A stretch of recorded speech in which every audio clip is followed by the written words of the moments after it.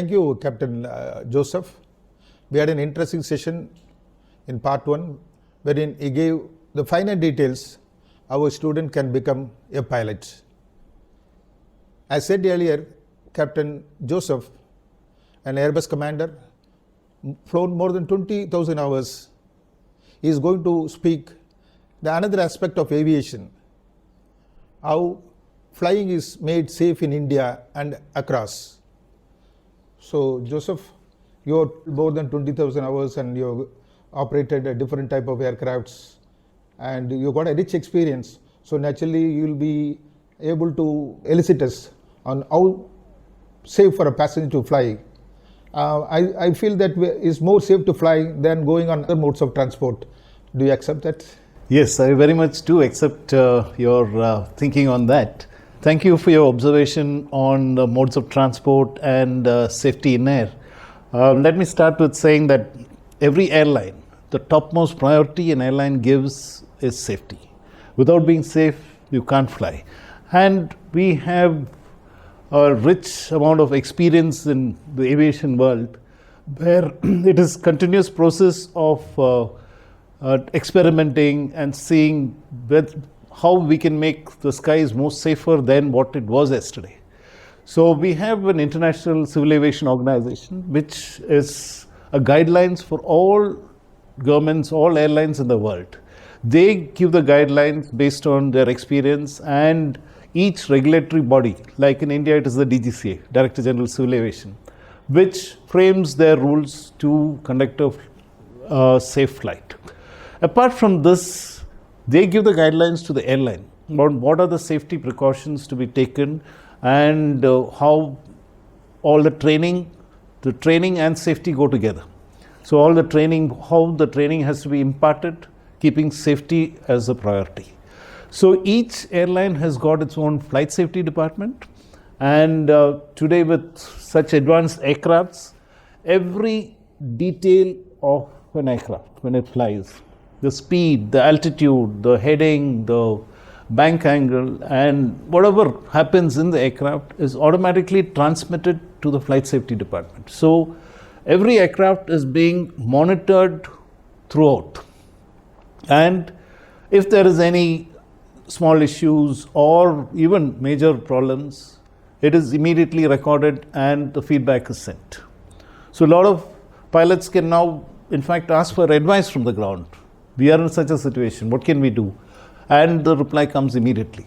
So when you look at these aspects, which combined with the training factors, has enhanced the safety measures of every airline to a very great extent. We have a 4-wheeler or 2-wheeler. We drive the vehicle, but en route we find some snag, and of course on ground we go to the mechanic shop and get it rectified.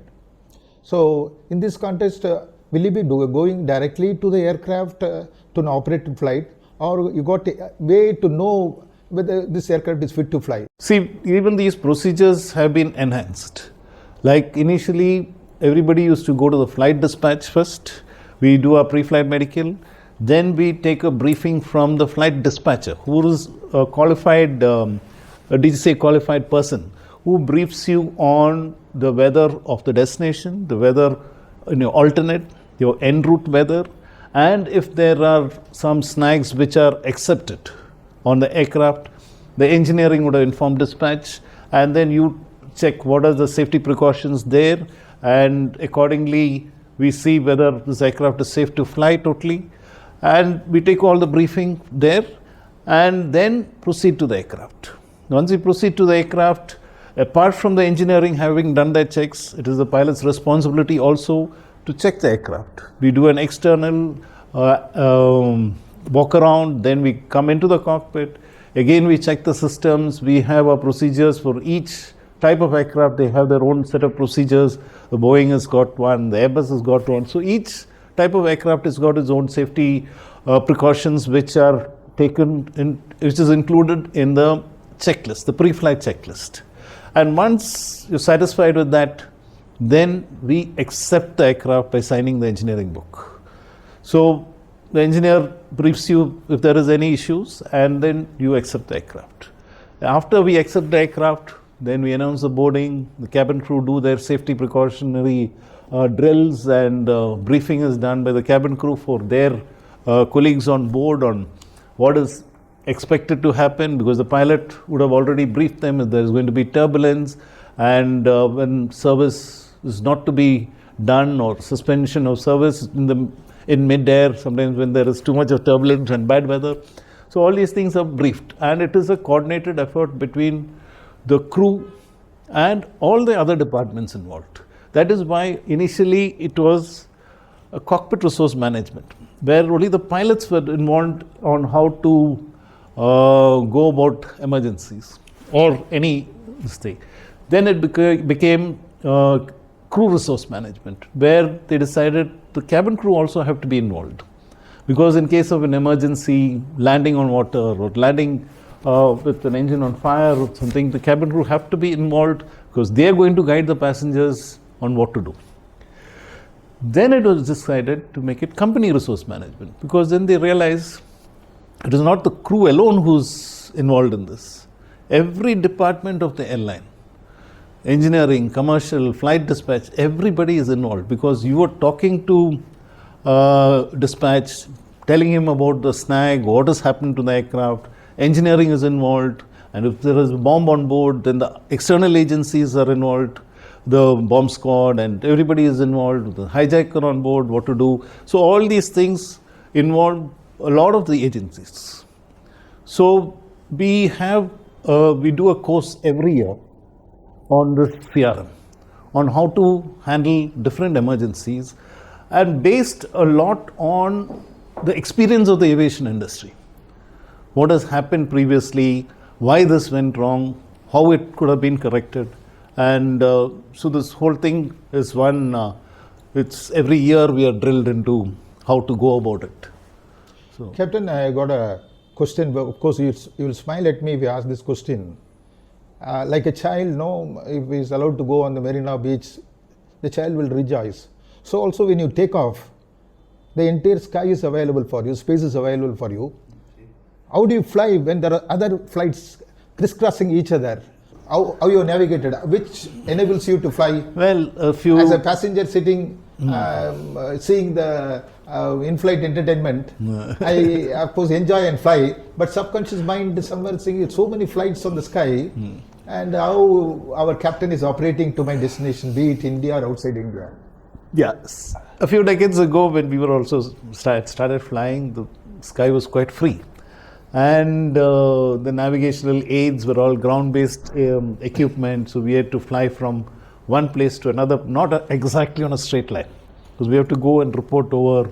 If you're going to Bombay, Belgaum, here, there, everything we have to report, and the ATC used to monitor. Now with the advancement of aviation, the whole sky is radar.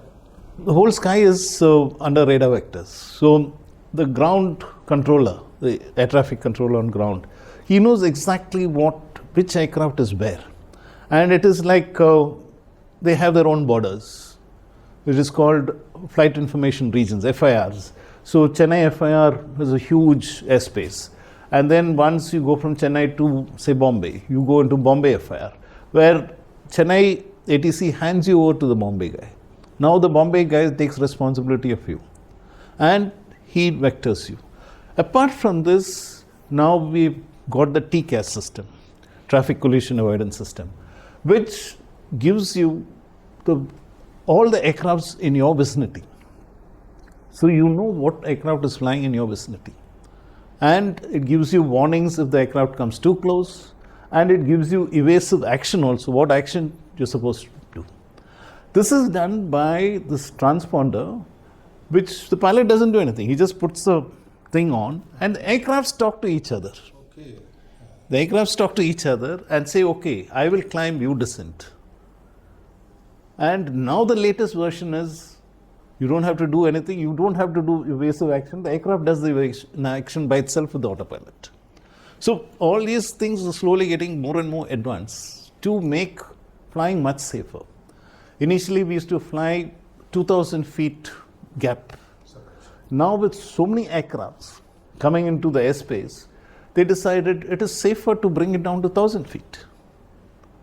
Instead of having 2000 feet, now we are crossing at 1000 feet, which has enabled us to fly more aircrafts in the same route. And now, since we have the GPS, we don't go all over the place. We go more or less in straight lines. So it takes much less time, less fuel, and you reach the place faster. Okay, Captain. Then there is also mention about the airports, no? Where we have some tabletop runways. We say some critical airports, and we always wonder how the captain does the job while landing, because something it is incredible. We always, they say doctor does only one surgery at a time, whereas we are able to land with so many lives, that too in torrential rain or inclement weather. And we see even flights landing in January in Delhi with almost zero visibility. Something incredible, and we see the professional efficiency of the commander. But how it happens? Well, what has happened is there are a lot of critical airfields all over the world. It's not only in India. We have a lot of critical airfields all over the world. So what they do is, during your training for command, we simulate this in the simulator. Like Leh, Limphi, Port Blair, all these critical airfields, which we call a critical airfield. It was more critical earlier because it was a short airfield. Now at least the length of the airfields have increased. So we simulate all these things in the simulator and teach a pilot how to go about this high terrain, tabletop, all these places, and including bad weather, including in these critical airfields. When you have bad weather, like Port Blair, you go, sometimes it's raining, tailwinds. So how do you overcome this? And ultimately, the pilot is checked by a senior examiner or instructor, and then he is qualified for that airfield. He can't just let that go and fly into any airfield, because he has to be first qualified, do the required training, and then qualify, and then only be released on those critical airfields. So if you look at critical airfields, there are a lot of them, but you have to be qualified to fly into those critical airfields. Now they also say that the co-pilot also should be proficient, because in case anything happens to the captain, he should be able to land somewhere. So this training is imparted from the beginning when a person joins an airline. So, Captain, you actually served more than 33 years, yes, originally from Indian Airlines, then Air India. You must have flown a lot of VVIPs. Some of them, yes. And can you mention a few of them? See, since we are based in Chennai, we used to do much less of VVIP flights, though I flew the President of Singapore and the Prime Minister of Canada, which they had come here and we were taking them to Agra and things like that. Apart from that, most of the VVIP flights go from Delhi. So, but even when they put you as a VVIP flight, only the senior most captains are or training examiners, instructors are put on those flights. So that. What are the pleasing moments of your flying, which you always cherish in your memory? There are quite a few, especially when you land into a critical airfield. Every day is a new thrill, every day is a new experience. Apart from that, I was happy that I was the first pilot to land a jet commercial aircraft into Vijayawada, because after that only once we approve it, then it started. I was also the first pilot to fly a 320 Neo for Air India from Toulouse to Delhi direct. So 8 hours, 45 minutes flight, which is a 320 is a medium range flight. So this we took it up as a challenge, because we knew, okay, this is the fuel consumption of this aircraft and we can do it. So those firsts were, of course, my thrill. Captain, of course, you have a very interesting official life. You see a lot of countries, visit many cities. The world is under your feet, and you also have adequate salary. But how do you do the work and life balance? It's like I told you earlier, we don't have any fixed days as off. What DGCA mandates is a certain amount of rest period before a flight or after a flight. So the airline is mandated to give those rest periods to the crew. And especially if you're flying in the circadian low, like between 2 and 6 in the morning, where your mental abilities are lowered, So your rest period goes up. And even when you do an international flight, you do a 10-hour flight, you have a mandatory rest period where you can recover. So these things are all very fixed, and there is no question of violation. Yes, there are chances where you're stuck. You go somewhere, it is not your base station, the weather is bad, you're not able to make the flight back in time.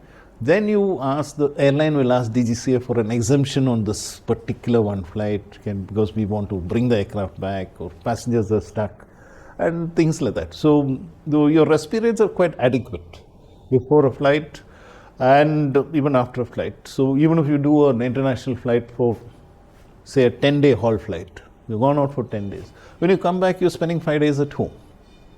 So you can balance it quite well. Though half the time we spend sleeping, because we fly the whole night, the whole day we're sleeping sometimes. Thank you, Captain Joseph. You have given an interesting insight how safety measures are being implemented. We hope with this part 1 and part 2, information given by Captain Sebastian Joseph, many people should travel because it is very safe.